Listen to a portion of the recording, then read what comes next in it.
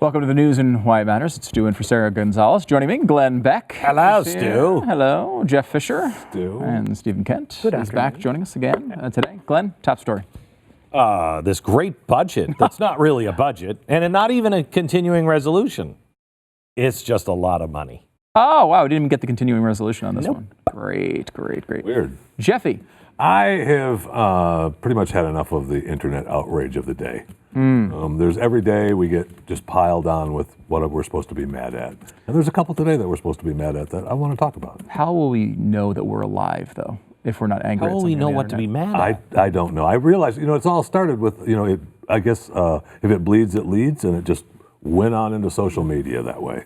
You just have to be mad. Hang on just a second. It's been a long time since I've read 1984, but is it Anthem or 1984 that starts out with you getting up in the morning and listening to the bulletins to see who you're supposed to be mad at? Who you're supposed to be mad at, what you're supposed to, 1984, who's in, who's out today. Yeah. Amazing. So who's in, who's out today, Stephen? Well, who is in is Tucker Carlson, very popular these days. He delivered a fiery rant last night against the First Step Act and the release of 2,200 individuals under that act back onto the streets from federal prison. He's not happy about it. I think he's fear-mongering, and I will attempt to explain why. All right. First, we're going to talk about American finance. Of course, if you are looking, I did this when I was looking for a home. I shopped around, which is always smart to do. Now, this is the first home he's bought in a long time. He's committing. Yes, I know. I committed to Texas.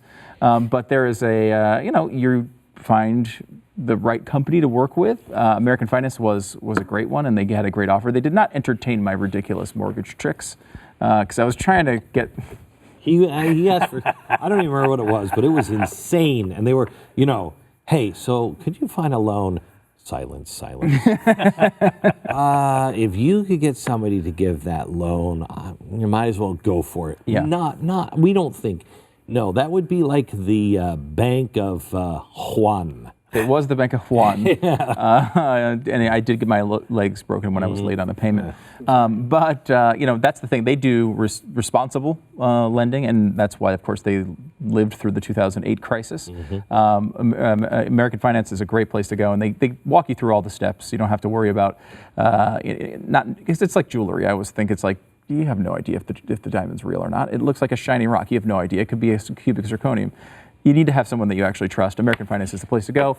Call right now or visit AmericanFinancing.net. Glenn, the budget is here to rescue us. I love the budget, which is not a budget nor a continuing resolution. Now, budgets are something that happens every year, and we look at each line of the budget and we're like, okay, well, we're spending too much for baloney, so let's cut back on that. And movies have gotten a little out of hand. Kids, we're buying too much stuff on Amazon. Okay, that's what a budget is. Continuing resolution is just one big lump of money, and we're like, just continue to spend this the way you think is good. Okay? Under the old budget restraints, which I think now we're approaching a decade old.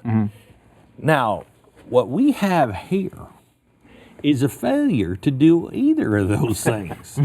We just have a number going up, saying, you know what? How do you feel about 2.7, 2 point whatever it is? Yeah. How do you feel about that number? Well, I don't know. I'd feel better about 3.1. I'd feel better about 2.3. All right, let's compromise. What the hell does that mean? It just means that the budget caps that we all remember, the cute days when we thought, we should pass a resolution in Congress that they'd have to stay within the budget. Yeah, and they couldn't spend over this cap. Yeah. The founders would be pleased. Yes. What they did is they found a way around that. They just said, budget caps, we can take them off and move them over here. That's what they did, and that's all this is they're now going to have to go back and put together a continuing omnibus, but they can't go over this money. So when Donald Trump said, I'm never going to sign an omnibus like this again. I remember that. Yeah. Well, he didn't. There you go. This is worse than the omnibus. And where are anyone? Where is anyone? I have an answer. Not in Congress anymore. Retired. And I wonder if I wonder though if they're even around. Is the Tea Party there, but they are now so afraid they don't want to say anything because they know they'll be stomped on for being anti-Trump or whatever it is, that they're not willing to stand up and say, this is out of control. Where's the Tea Party? Where's the Freedom Caucus? They don't do their job anymore. Right, closely aligned with Trump and afraid to say anything bad. I mean, look, Right. That's a huge problem. I mean, not forget even as a Tea Party member, just as a man. You know, if you happen to be someone who wants to stand up for something that you believe in, the fact that you're going to be pressured into not saying something because you might get a nasty tweet is a pathetic way to live. And I think that is what we're seeing here. Look, it's very possible and I think probable at this point that there was never a time that any of these people cared about the budget. They just were fooling us when we thought they were in agreement with us. But now they're not even attempting to fool us. It's just wholehearted embrace of these deficits they're never going to end. The thing that I haven't been able to figure out is whether or not these representatives who are in Congress who rode the Tea Party wave in really did go in believing that their voters wanted that issue addressed. There's this critique from the left that the Tea Party was never about fiscal issues. It was about identity. It was about patriotism. It was about what we have now with Trump. And I sort of want to think that these representatives looked at the Tea Party, heard all the cries about the budget, and wanted to go in there and deal with that. But then the voters' priorities changed. And do they then reflect those changed priorities? That's one way you could look at it. Or they're just lying snakes, and they never cared at all. I actually think that my personal opinion on this one is that they did go in there legitimately thinking that if their voters wanted this, and they were wrong. You go back and you look at some of the big things that you were supposed to do to control the budget. Those things poll among Republicans at 15% when it comes to budget cuts. I mean, I think the Tea Party, there was some connection to the Constitution, but it was more about what they're doing in Washington is wrong and we need to stop it. What's the best way to stop it? Well, we're going to criticize the things that they're most extravagant on, and that was the budget. And so I think a lot of people, a lot of voters were like, look, I'm not saying they didn't believe it at the time, but I don't think it was a real core principle. Yeah, I think the Tea Party, now that we're really looking back and I've been thinking about it, I think the Tea Party really was about the Constitution, about a return to the Constitution. That was the priority, I think. But I can still take the Tea Party apart, on that. Where are you with what's going on with the Constitution today? Yeah. Right. I mean, emergency resolutions and all sorts of things. Let me give you this to show you how bad this actually is. I'll give you this average spending tweet. Do we have this? This is the average spending of Barack Obama and Donald Trump. Obama's first term added 3% discretionary spending. Obama's second term was -2. Of course, you're coming off of, this is when the Tea Party is actually kicking in with their cuts. And then Trump's first 3 years, the pace is +4%. You'll notice that is worse in increase in spending than either of Obama's 2 terms. I've heard basically 0 words of criticism on this from Republicans, and it should be there. Let me give this, because this is, Republicans have had the opportunity to make some hard moves on the budget to show how much they really care. This is from National Review, an effort by conservative Republicans in 2017 and again in 2018 to trim the growth rate, not cutting the programs, but just trim the rate of growth of entitlement programs from 5.9 to 5.8% per year was rejected by Republican senators for being too radical. 5.9 to 5.8. Even a rescission bill that would reduce unnecessary spending by a mere $1 billion over 10 years, or 0.002% of the budget, was defeated in the Republican Senate. Instead, lawmakers renewed billions in new farm subsidies for wealthy farmers and considered bringing back pork barrel earmarks. This is not a serious group right now. Millions will die if that 0.1 budget goes down. Thank you. So what are they insensitive. supposed to do? Not spend the money, Stu? I know, and this is it. The sequester, right, was not dramatic. This was hey, I'm going to shave a little bit off of the rate of increase, and even that was too crazy. Is it time to stop talking about politics and stop talking about these clowns in Washington and start talking about what we as families have to do to prepare? I mean, think, if we have, let's say in 2022, Elizabeth Warren or Donald Trump, we know what Elizabeth Warren will do if we had an economic crash of 29 or even 08. We have a pretty good idea because Trump said in 07 or 08, I'd nationalize the banks. We fundamentally transform. We know that George Bush was presented, Mr. President, you're either going to be remembered as Hoover or FDR, and he chose FDR. In his words, okay, anyone who is elected, this next one, I think is going to choose FDR. They will just pour money, print money. What happens when we become risky credit? When we no longer have the kind of credit that we do have and our interest rate goes up? Do you know that by what did she just say, 2022 or 2024, just our interest rate, what we owe on interest every year, will be larger than the entire defense budget, okay? I think that's in 2021, it's larger than Medicare, and then in 2024, it's larger than Medicare and the defense budget combined.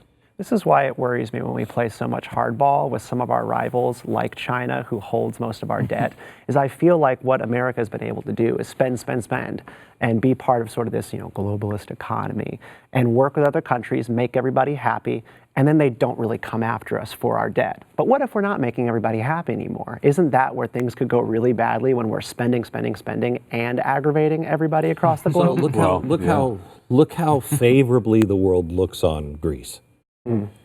China would be Germany, and we would be Greece. Nobody in Germany is looking kindly at Greece, and nobody in Greece is looking kindly at Germany. They both think the others screwed them. We won't have a sympathetic ear on the planet. People here will be like, we got to go against China. They're screwing us. Really? Did they? Or did we just screw them and the rest of the world that held our dollars as their sovereign fund? They hold all of their money, not in gold, but in our dollars.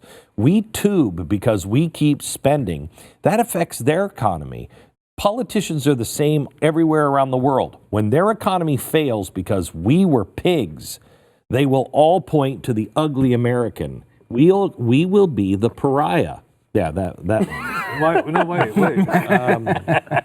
We'll be the pariah on the planet.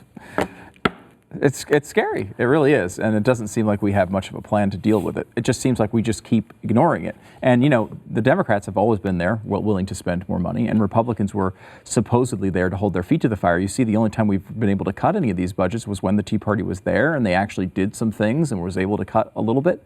But now there's no opposing force. It's like, it's like if I wanted to buy as many shoes as my wife does, and there's no one saying, hey, no more shoes. Like, your whole house is going to be filled with shoes. That may happen to me anyway. How's that coming? It may very well happen anyway. Let's take a quick break. We'll be back with more in just a second. Just no Nikes. More shoes or shoes?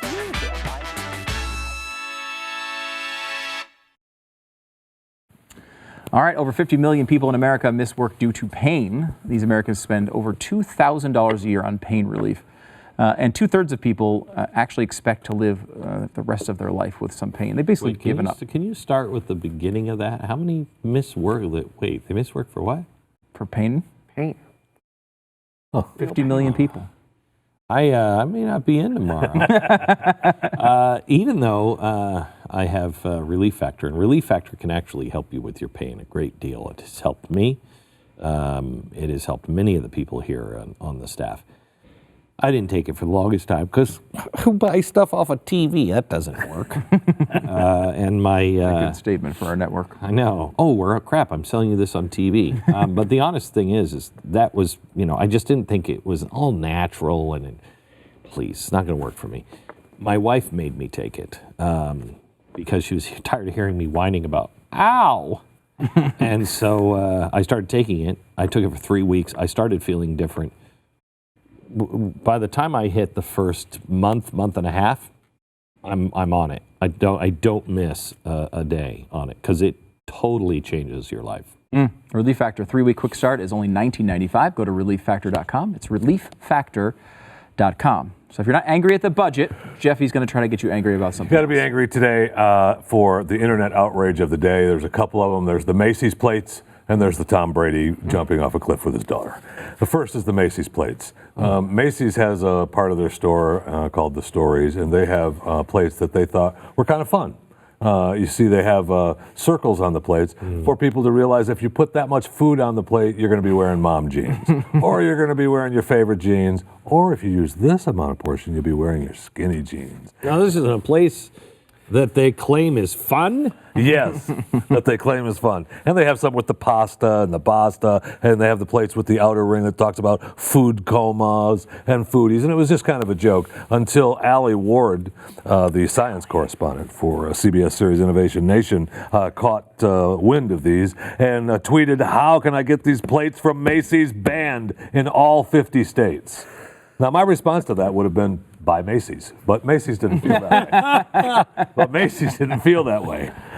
Macy's, and a lot of people went along with her, talking about considering this to be fat shaming, right, and giving people the wrong idea about diet and how they look. That's the right idea. No, here's what I want to do. I want to go in. I want to go in and find a Macy's that will find jackets that'll fit me or Jeffy. Thank you. And then you and I can say, how do I get these banned in all Macy's? Thank you. They're trying to say that we'll look better in jackets that are clearly for, in his case, morbidly obese. This just blows my mind. I mean, my mom was a nutritionist when I was growing up. That was her day job. And I don't understand how we've moved on from science of what is good to put in your body and what is not, and in how much and the quantity. amounts, right? Yeah, and how much quantity. We know that portions matter. Sometimes when you eat less, you feel better. Yeah, I don't know dinner. about that. Watch yourself with that comment. But I mean, like, we've moved so far on the issue of fat shaming, right? Like, not making fun of kids when they're overweight, giving them space to grow, and being kind to people. What do you mean We're by that? better at that now. But now we're pretending like you should get fat and that's okay. Like, no. No, or you are fat shaming by saying if you pile your plate all the way to the edges, you're going to be Which I wearing can fat do. jeans. Right. I'll be okay. You know. Yeah, no well, big I deal. used to too. You got this in your future. So you have, what they're taking on is not saying, we're making fun of fat people.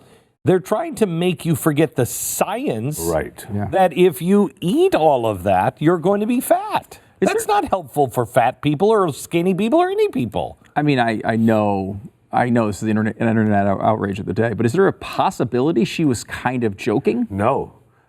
She really wanted them banned? She wanted them banned. And in fact, she was, Macy's ended up, of course. Hi, Allie. We appreciate you sharing this with us and agree that we missed the mark on this product. What can we get banned? Come on, let's do it'll be something removed as a from trend. all the Let's Story get something Macy's banned. locations. I don't think this is fun, though. This is the problem. People look at this as a sport, right? They just want to see if they can get Let's stuff banned. make it a sport. Let's see if we can get Slurpees. That's something that is completely harmless. Everybody likes a Slurpee now and then. Let's get them banned from all 7-Elevens. Didn't the Let's left just see if we can do it. The left of the early 2000s and the 90s, weren't they the ones who were all like, "Oh, Americans are eating these giant French fries and they're eating these jumbo-sized sodas. We need to stop them." And what? Where are they now? Like, let people do what they want to do. They were the ones who, you want to talk about fat shaming, put the calories on after every single thing you order. You could call that fat shaming. Hey, fatty, you want the s'mores? Really? You know that's 1,400 But they really tried calories. that and it They're doesn't encouraging you. doesn't They're work, nudging though. you. Right, they're nudging you. Isn't the plate doing the same thing? If the fat people, the anti-fat people, would have come out, the straw people, we're getting rid of all straws for the dolphins. And by the way, fat people, you should know, eat about that much. If it would have come out from those people, it would have been fine. okay. In fact, it would have been mandated that all plates are stamped with that. Didn't we go through that with Michelle Obama when she, that was kind of her plan of like portion control and like now because what? Because it's mom jeans and skinny jeans. Like it's just a silly little like lighthearted thing and it's I don't know And what's who cares more, if you don't like it? Don't buy it. And what's more pathetic? A ruling here from the table. What is in America? What is more pathetic? The science correspondent going after this or Macy's folding after one I think person? that's where we're at, is the Macy's folding. The companies fold so easy for it, and that's with the Tom Brady, right? Tom Brady takes his daughter cliff driving on vacation in Costa Rica, and he posts the video of him being with his daughter, and the people try to be outraged about it, saying how terrible it was, right? But the response wasn't, outrage. The response was good. What was to Tom terrible doing about it? Was it the dive, like the danger of doing the Yeah, dive? we'll show the We'll video show here. the video, yeah. I mean, there's definitely a little danger here for a 6-year-old. Well, I mean, the cliff is what, 10 feet? Right. But I mean, it's landing on a rock from 10 to 15 feet. Silence lid. See, She you doesn't ready? jump. She like wusses out halfway, so he's like ready? jack her arm out. So he's got her arm. He's got it ready to That go. was the deal. We're going to hold Ready? hands. Teach her courage. That's right. Teach her courage. Good. Oh, she stopped. Yep. Okay. Oh, she fell on top of it. See, it wasn't that far. He didn't yank her arm. He No, just he just went pulled her. and didn't let go. I think he intelligently yanked her arm to get her to. Once he's going, like he's got to commit to it, and he pulled her. Right. It's just like it's a question. I mean, look, at 6 years old, I don't know that I would do that. But I mean, it's not the end of the world. The internet makes it seem like it was the worst parenting move of all time. And like, look, No, you know the people who chained their kids to the basement? Yeah. And then didn't feed them from it?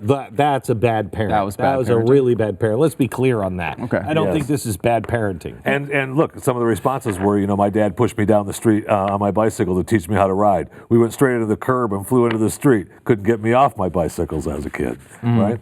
Put your son in a dress and everybody says, mind your business. Have fun with your daughter, and nobody minds their business. This was a couple of my favorites. And two more. The story should be about Tom Brady being a good father and spending active time with his daughter, not freaking out about jumping 10 feet into the water. And of course, I saw this video and thought it was cool that people are showing vids of dads with daughters. Thought it sent a good message. Then here comes Twitter. Yeah. You know what matters is whether or not the child was afraid to jump after. Did she actually then, after being kind of taken off the cliff, did she go like, all right, I'm alive. I want to go do it again. Let's jump. Next time she jumped on the 11,000-foot cliff. Jumped out of an airplane. Death on the way I went home. tubing with my daughter at the lake last week, and it was going to be her first time being on the tube and then actually falling off of it. She's 8. And she was scared to do it, so I went on the tube with her. We held hands, and what I was going to do is I said, we got to bail out at the same time. It's going to be practice, so you know what it feels like to hit the water, skip like a rock, and you're going to be okay. I held her hand, and we were going to both roll off each side. And what I was going to do was hold on to it and take her with me if she didn't go off at the same time. Sure. We were going to count to 1, 2, 3, jump. And if she didn't, she'd end up falling off by herself in a different part of the lake. So I would have done that too. It's just unbelievable. Thank you. Wasn't that your opinion earlier today with Tom Brady, or is that just your hatred for Tom? Well, first of all, Tom Brady is a horrible human being. That's totally separate from his parenthood. Mr. I vacation in Costa Rica with the family. Yeah, I know. Well, you've had enough. Mr. I success earned in your it. life. He cheated at the cliff jump. Yeah, he cheated a couple times. That's been well documented throughout the league. But I would say that as far as a parent, look, I think it's a borderline move as me. Like, I don't know that a 6-year-old jumping off a cliff like that over rocks is not necessarily what I would want to do. I have a 6-year-old, and I do not think I would let her do that. That being said, it's not a disaster, right? Like, it's not that big of a deal. I have 4 children. You stop. You have don't even four- go outside with your children. Stop acting like you're this rough and tumble dad. 4 children. Infuriating. 5 of my children were 6 at one point. Wait, So please. how many? Let's not talk We're about gonna do the math on that and come back in a second because I think there's a potential. There's a missing child? It does seem to be Well, one. I never made it to a 7th. We went to Costa Rica, but that's it.